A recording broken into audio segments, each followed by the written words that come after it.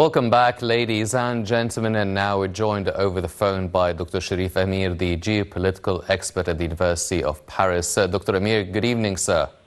Good evening.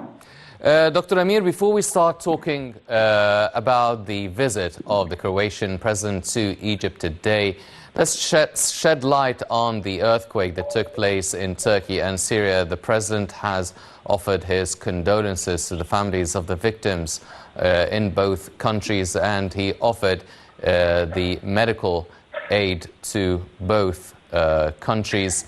How do you see Egypt's stance and its gesture of goodwill and solidarity with the people of Syria and Turkey?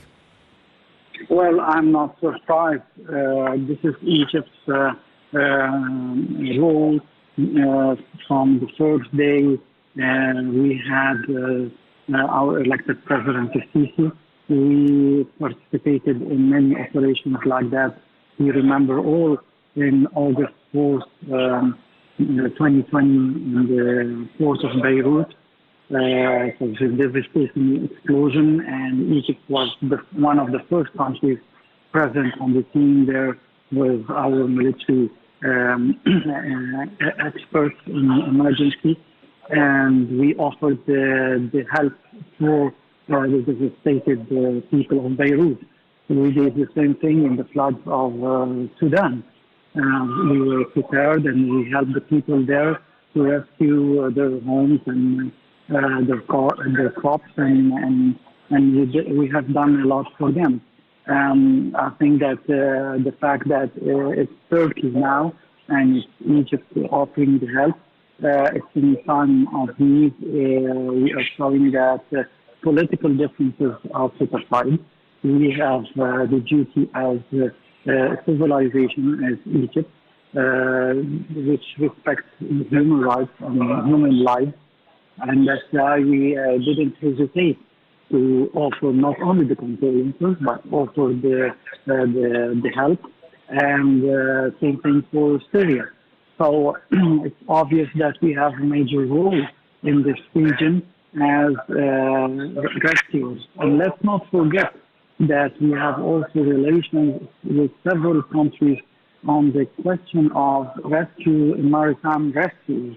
And it happens many times that Turkish boats and other seafood boats and other boats from the Middle East were lost, and we were participating in this operation to save them or rescue them. Yes.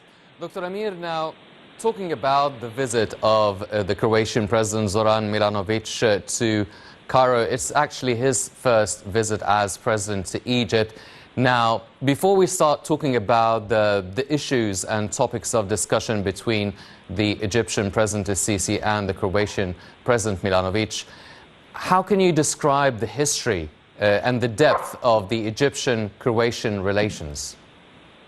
Well, we all know that when it was the Union of Yugoslavia, it was the close relations between President Nasser and President Joseph Tito, who was from the ethnicity of Croatian ethnicity, was not a Serb. And we know that he was very close to Egypt, and our policies were similar in the non-alignment group, which didn't take sides in the Cold War. And then when Croatia gained its independence in the 1990s, after the devastating civil war in Yugoslavia, we were the first, one of the first countries who recognized the independence of Croatia. And it was just at the beginning, and Croatia was not really formed as an independent state, but we backed them and supported their plea to be an independent state. So, of course, our friends in Croatia didn't forget that. For us, I think that now let's highlight something very important. Croatia is a member of NATO.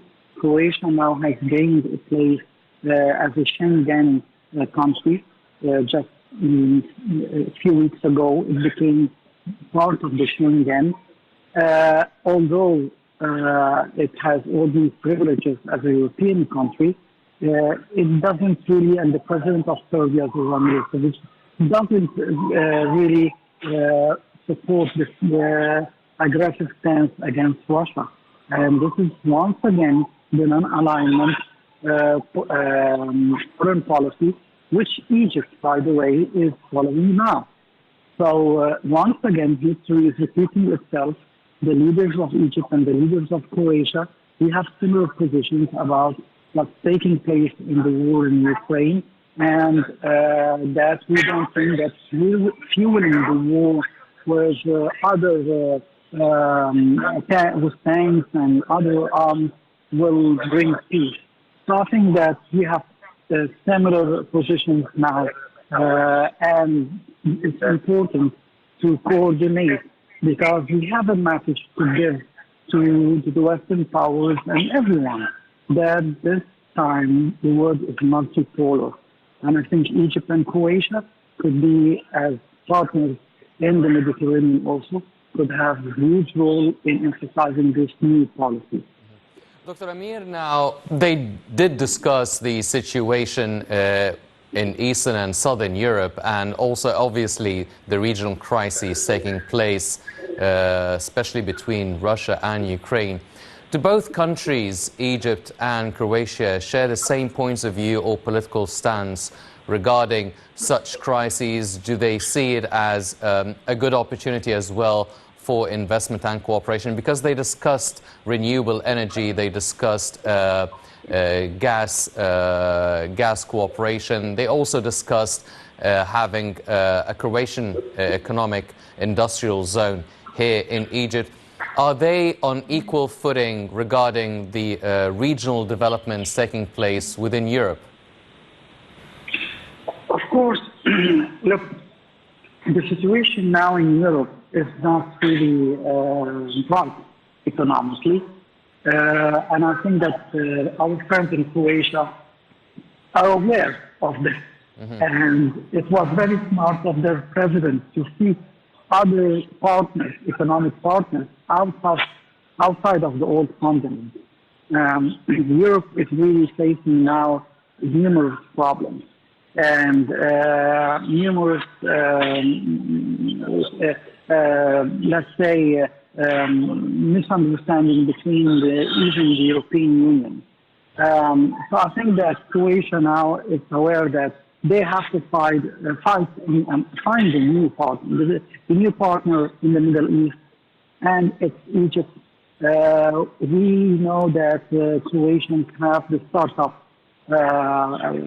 companies, and we need these kind of projects in the Suez Canal sector, for example, and they could participate in, as you said, in the industrial zone, because they have also resources and they have the expertise in that.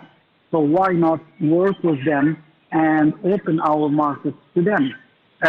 Europe is now, of course, we all know that the situation would not be calm in the coming few months.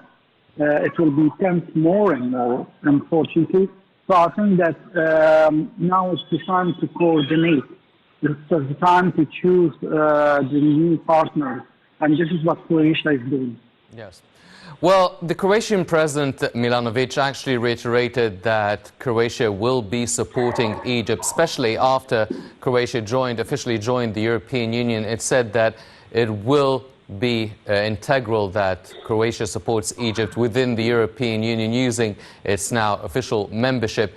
On what sort of topics do you feel Croatia can support and back Egypt within the European Union? They have discussed the Ethiopian Renaissance Dam issue, obviously, which has been quite a file for Egypt over the past decade or so. But are there also other issues, or is it basically related to the Ethiopian dam? Well, we all know that some, not all, fortunately, some of our partners in Europe, from time to time, especially in the European Parliament, start voicing some unjustified criticism towards Egypt concerning the human rights and so on. So I think that we need friends who know the truth and could speak for us and could say to these voices, enough of damaging the relations between Europe and other countries. And I think that our friends in Croatia understand that we are fighting terrorism also, that we protected literally Europe from the illegal immigration. We participated in huge diplomatic and security operation in Libya for calming the torn country.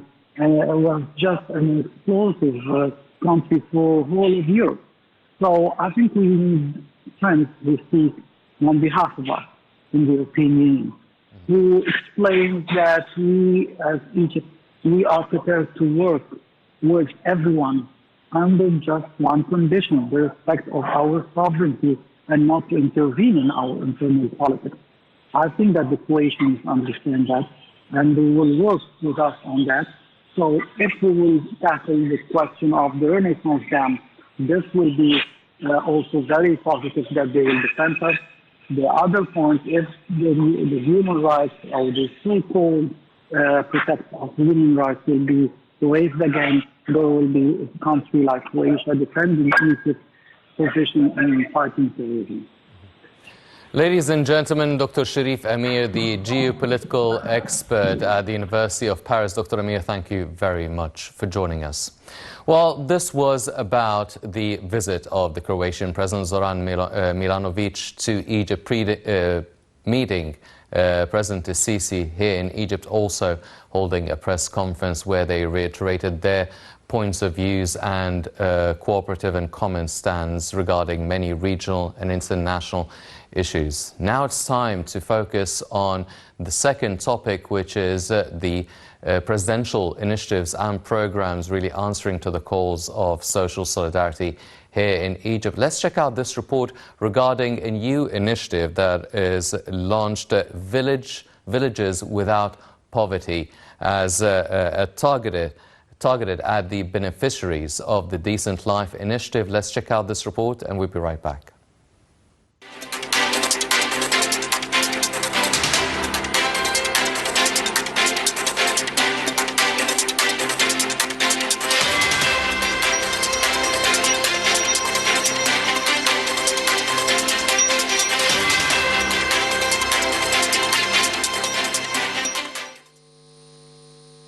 The Ministry of Social Solidarity launched Wednesday the Village Without Poverty initiative targeted at dwellers of the villages included in the Decent Life Initiative.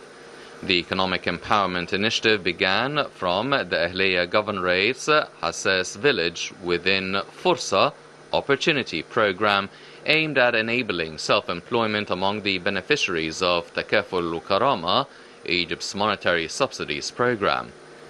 The first phase of the Village Without Poverty initiative consists of financing 1,500 micro-enterprises at a total budget of £15 million, as the value of funding allocated to each is £10,000. The governorates included in that phase are the Ahliya, Al-Yubiya, Gharbiya, Shar'iyya, Aswan, Ina, Suhag, Asyut, Bihira, and Munufiyya. The means of production and training would be delivered to the beneficiaries, whose enterprises are in the fields of cattle and sheep farming, fruit and vegetable selling, retail of herbals and garments, among others. Prime Minister Mustafa Madbouli has reiterated the significant role played by the Decent Life Presidential Initiative in bringing about a quantum leap in the level of various services provided to citizens in targeted villages.